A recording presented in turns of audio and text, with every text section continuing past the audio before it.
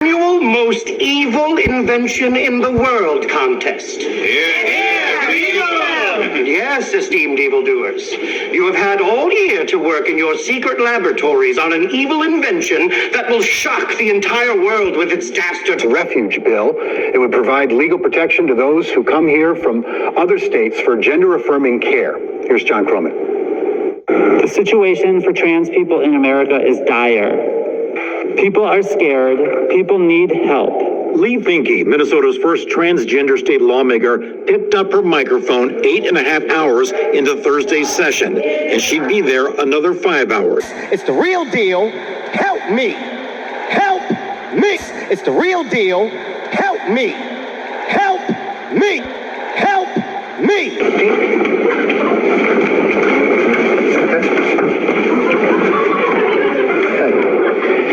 Hi, guys.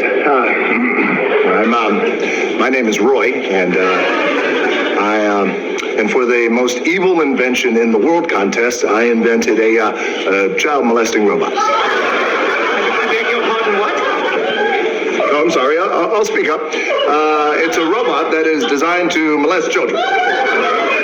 I call it Robo Chomo. You see, it's powered by solar rechargeable fuel cells, and it costs pennies to manufacture. And it can theoretically molest twice as many children as a human molester, and quite frankly, have to. What is happening now is you are limiting what I can do with my vagina. First of all, you dictated where I could take a number 2. You tried to tell me that, I couldn't go to a woman's restroom. But now you have Governor Abbott saying that I can't have an abortion. I can have an abortion. You have to take your hands off my vagina right now. You do not own my uterus. The uterus is mine. It is a clump of cells in there. We're going to take that clump of cells and destroy it like this paper. You take the clump and take it out of the line. It has no meaning. That's what is inside my body. But Governor Abbott is trying to get inside here and trying to dictate what you're doing with my body. You don't own my body. Governor Abbott is own my body. I'm not here to say John abortion. You know that. And your sons do not follow your ways. Now appoint a king to lead us, such as all the other nations have. But when they said, "Give us a king to lead us," this displeased Samuel. So he prayed to the Lord. And the Lord told him, "Listen to all that the people are saying to you. It is not you they have rejected, but they have rejected me as their king, as they have done from the day I brought them up out of Egypt until this day, forsaking me and serving other gods. So they are doing to you. Now listen to them, but warn them solemnly, and let them know what the king who will reign over them will claim as his rights." So, do I win the contest? The result of gender-affirming care is, it's just me. It's Leash. It's the people who are here. It's trans people. Her bill, House File 146, is designed to provide a legal shield against orders from other states seeking to interfere with people getting gender-affirming care here. Democrats are making this stand the same week Iowa Governor Kim Reynolds signed a ban on gender-affirming care for minors, part of a national wave of states either invoking similar bans or considering them. A child to go through the transitioning process until their brain is fully developed, which is 25. To permanently alter the reproductive organs of a young girl in the name of transgender ideology in the West, we call it gender-affirming care. Children's Hospital Tells you that youth are being forced to have surgery without parental consent. That is a literal lie. I am a 40-year-old transgender lesbian. I dare you to try and stop me from going into a women's bathroom. This is a call to action. You need to arm up. Wow. Plain and simple. The time to act is now. I do not fear Christians. I do not fear conservatives. I do not fear evangelicals. And I do not fear Republicans. You're going to know what fear actually feels like. There are lots of people like me who are not afraid to die. You've been warned. A man followed a young girl into a Target bathroom in Texas, saying he identified as a woman. The man's teeth were knocked out by the girl's father, who says he identifies as a tooth fairy.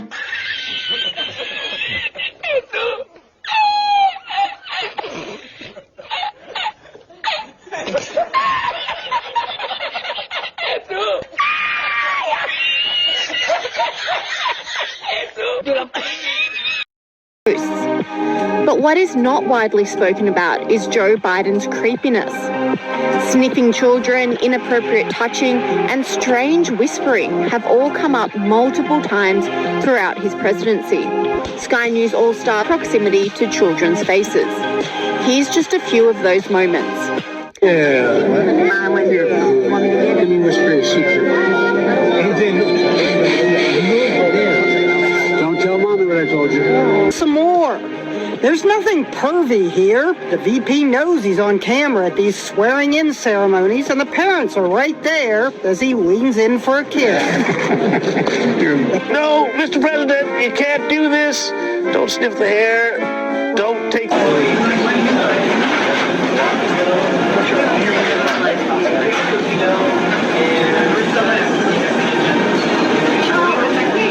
Very uncomfortable. Thanks very much, Mr. Speaker. Stay away from me. And guess what happens? They'll still keep cheering him on. At a military base in Virginia. Now keep in mind, the little girl he's talking about is primary school aged. I love those barrettes in her hair, man. I tell you what. And look at her. She looks like she's 19 years old, sitting there with her, like a little lady with her legs crossed. She grew up this summer. What's up, Edie? Nice socks. What do you think? Mom, do I look okay? You look incredible. Here, Mom, listen to this.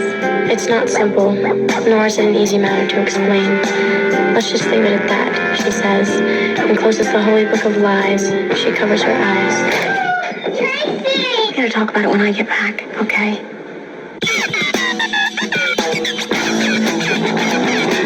Cute shirt. Call me after school. We can go shopping.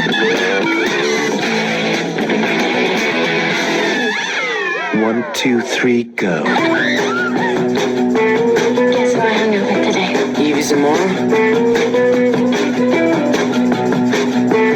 No, you could really help me if I lived here. Hey, boys. Have you had anything to eat today? Mom, stop with the food thing already! She's starting to scare me. Thinking I'm getting work. Mason, and you promised me. Nice butt. So Brittany, I'm really starting to lose it. No, bra.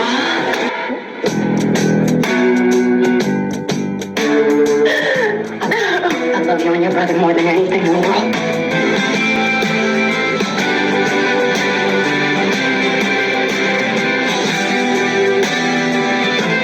I didn't have a mother when I was your age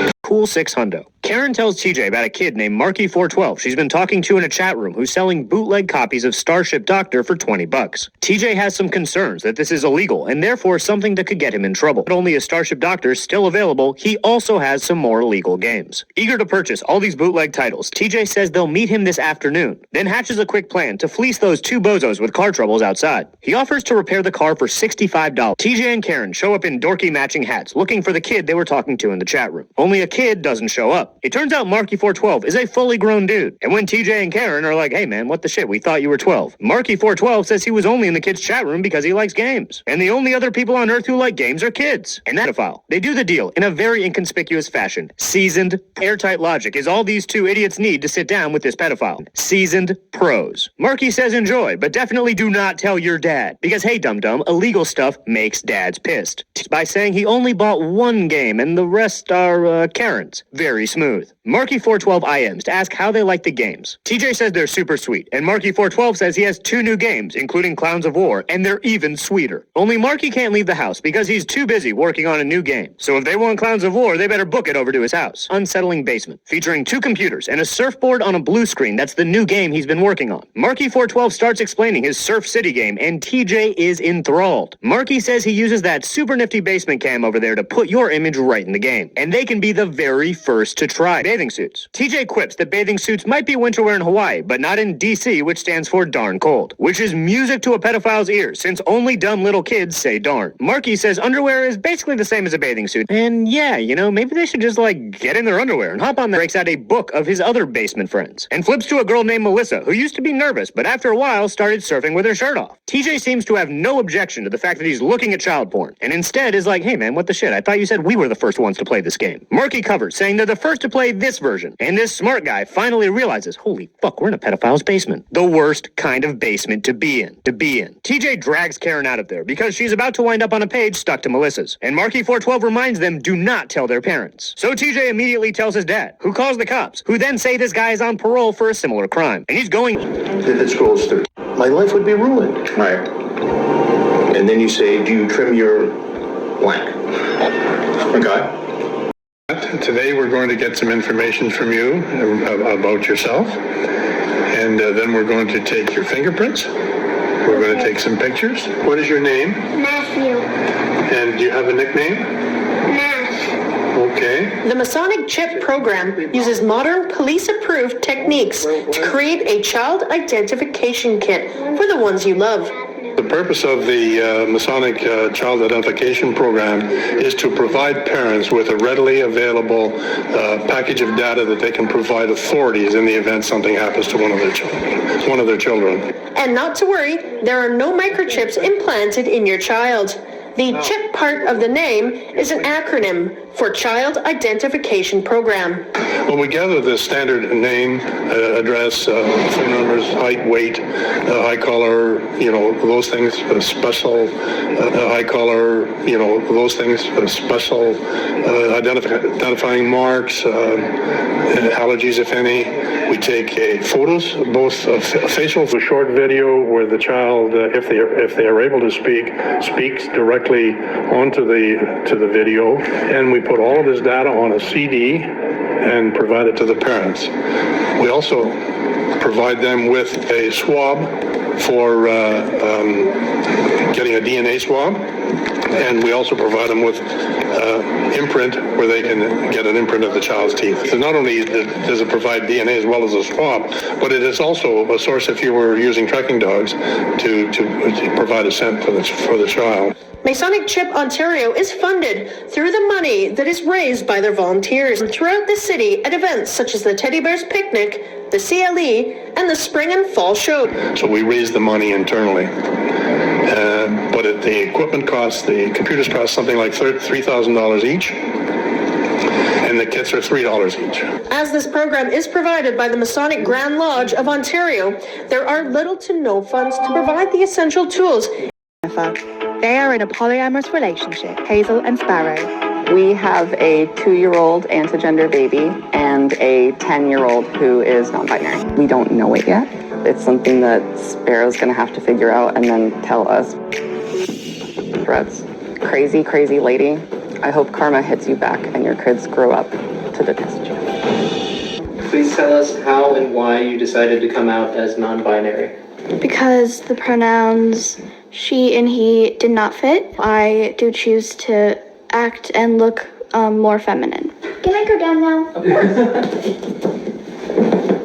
And 2.5-year-old Sparrow has yet to make a choice about their gender. Sparrow, do you want a banana? They're antigender, but we're using they, them pronouns. Sure, they have anatomy, we understand it, but that's not indicative of their identity. It's something that Sparrow's going to have to figure out and then tell us before we can tell anyone else. For something that our parents did, and they got it wrong. He's a household prayer! He's a fool! We must stone him to death! And you have turned it into a den of thieves!